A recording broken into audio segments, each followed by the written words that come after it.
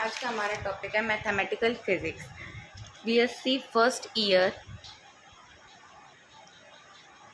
Electricity की जो book है उसका जो फर्स्ट चैप्टर का फर्स्ट टॉपिक है वो हमारा यही है, मैथमेटिकल फिजिक्स।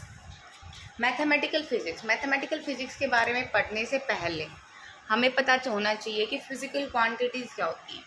फिजिकल क्वांटिटीज़ इन जनरली टू टाइप्स की होती हैं। फिजिकल क्वांटिटीज़ टू टाइप्स की होती हैं। एक होती है हमारे पास स्केलर और एक हमारे पास होती है वेक्टर। स्केलर क्वांटिटीज़ वो क्वांटिटीज़ हैं जिनका अंदर हमें सिर्फ मैग्नीट्यूड मिलता है, यानी कि अगर किसी भी क्वांटिटी के अंदर सिर्फ मैग्नीट्यूड है तो वो जो क्वांटिटी है वो स्केलर क्वांटिटी है। जैसे हमारे पास टाइम, लेंथ, टेम्परेचर और मास, ये जो क्वांटिटीज़ हैं हमारे पास स्केलर क्वांटिटीज़ है, क्योंकि इन क्वांटिटीज़ के अंदर सिर्फ मैग्नीट्यूड होता है।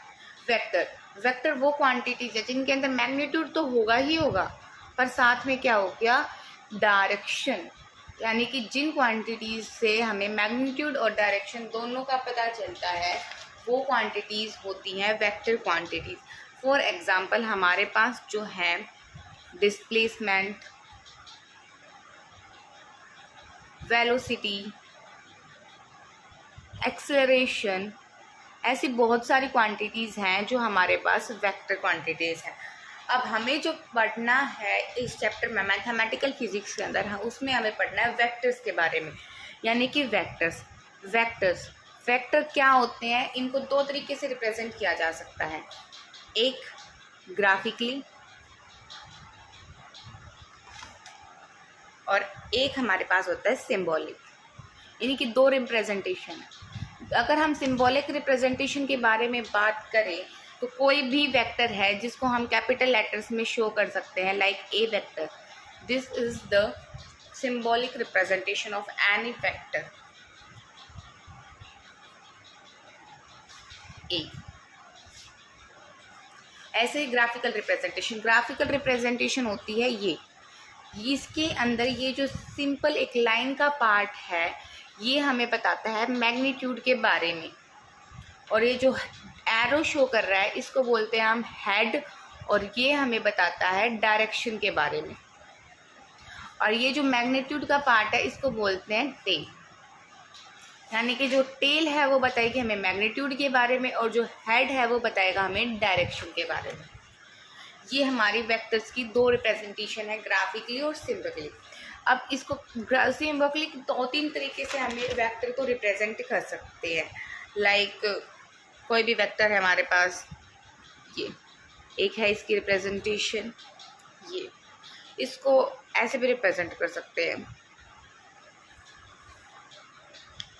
तो ये अलग अलग तरीके हैं, अलग अलग बुक में अलग अलग तरीके से शो कर रखा होता है, तो कंफ्यूज नहीं होने की ज़रूरत है कि कुछ भी हो सकता है, कैसे भी रिप्रेजेंट कर सकते हैं। अब बात आती है वेक्टर टाइप के, टाइप्स कितने हैं, क्या है, कैसे किस टाइप के वेक्टर्स होते हैं। तो सबसे पहला वेक्टर आता है हमारे पास नल वेक्टर। नल वेक्टर ये वो वेक्टर होते हैं जिनका मैग्नीट्यूड 0 हो, और इसी वजह से इनको ज़ीरो वेक्टर भी बोला जाता है। इसके बाद हमारे पास दूसरे टाइप के जो वेक्टर आते हैं वो आते हैं यूनिटी वेक्टर्स। यूनिटी वेक्टर्स वो वेक्टर्स होते हैं जिनका मैग्नीट्यूड जो होता है वो 1 होता है, और 1 को हम इन जनरली क्या कहते हैं, यूनिटी। इसीलिए इन वेक्टर्स का नाम दिया गया यूनिटी वेक्टर। इसके बाद में हमारे पास जो अगला वेक्टर आता है वो आता है इक्वल वेक्टर्स।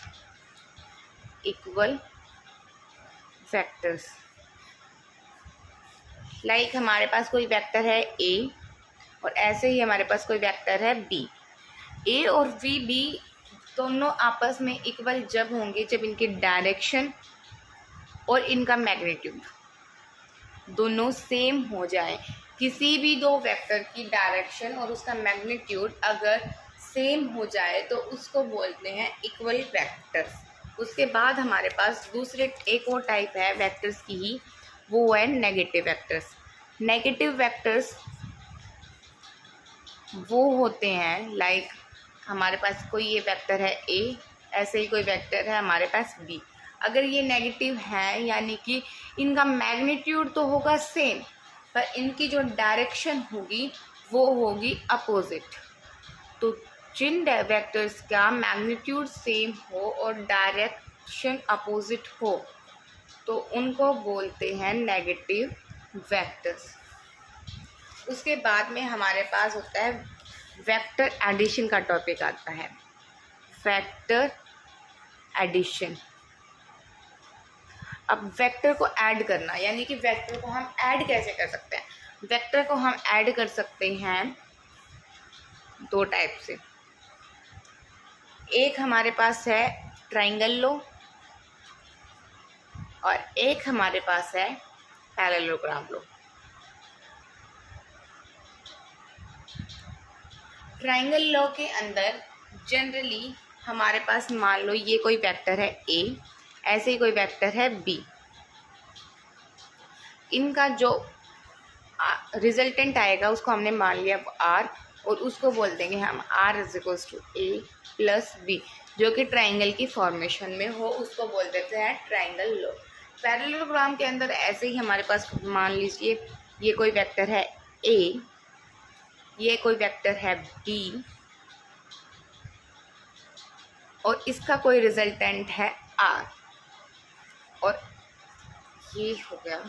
ये हमारे पास जो है पैरेललोग्राम की शेप में है और इसे बोलते हैं हम पैरेललोग्राम लॉ।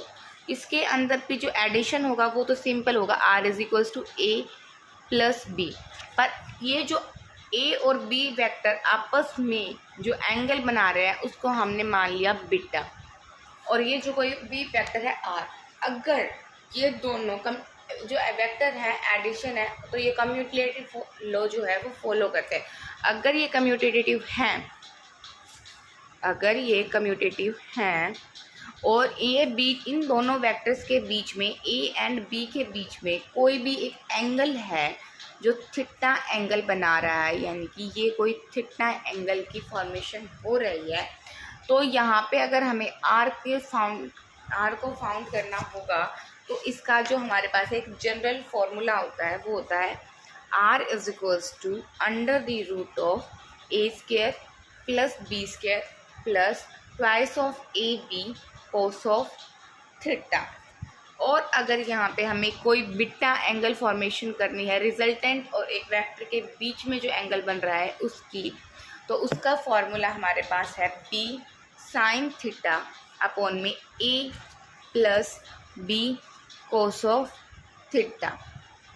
अब इसके बाद में हमारे पास आता है मल्टीप्लिकेटिव यानी वेक्टर, उससे पहले आएगा हमारे पास subtraction of vector. Subtraction of vector बिल्कुल इजी है लाइक एडिशन ऑफ वेक्टर्स। हमारे पास मान लो कोई ये वेक्टर ए है और इसमें से हमें कोई भी वेक्टर सब्ट्रैक्ट करना है, तो इसको हम ऐसे लिख सकते हैं ए प्लस माइनस ऑफ बी, और जनरली इसको हम वेक्टर एडिशन का जो हमारे पास फॉर्मूला है वो लगा के सॉल्व हो जाएगा। इसके बाद आता है हमारे पास multiplication of vector. Vector multiplication जो है वो दो टाइप के होते हैं, एक स्केलर मल्टीप्लिकेशन, स्केलर प्रोडक्ट जिसको हम बोलते हैं, और दूसरा डॉट प्रोडक्ट। इसके ऊपर हम बात करेंगे अगली वीडियो में।